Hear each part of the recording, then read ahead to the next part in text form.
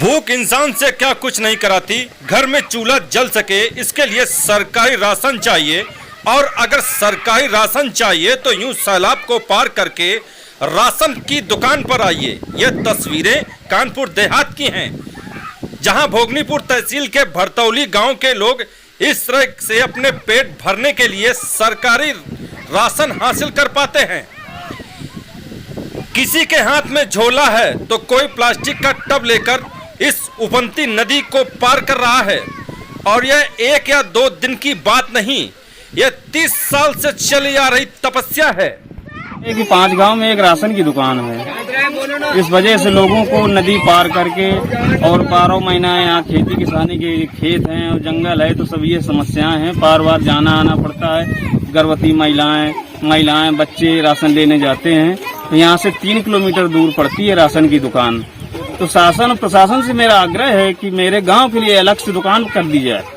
तो ये समस्या झेल रहे हैं। समस्या बहुत पुरानी है, लमसम 20-22 साल से यही चल रहा है।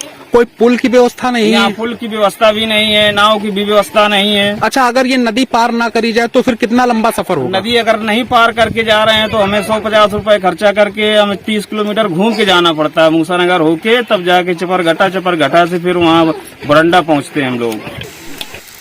गरीबों के लिए सरकारी योजनाएं तो बहुत चलती हैं, लेकिन उनका फायदा इन गरीबों को कैसे मिल रहा है, इस पर सरकारी अधिकारी का ध्यान जरा भी नहीं रहता।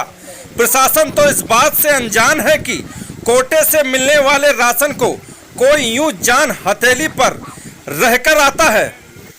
भरतौली गांव की आबादी 1200 है और यहाँ के ग्रामीण अपना पेट भरने के लिए रोज मौत से आंख मिचौली खेलते हैं। गांव में ज्यादातर महिलाएं तैरना सीख चुकी हैं, क्योंकि बेबसी और सिस्टम की अनदेखी ने उनको ट्रेंड जो कर दिया है। देखिए खास खबर टीवी 24 भारत वर्ष पर।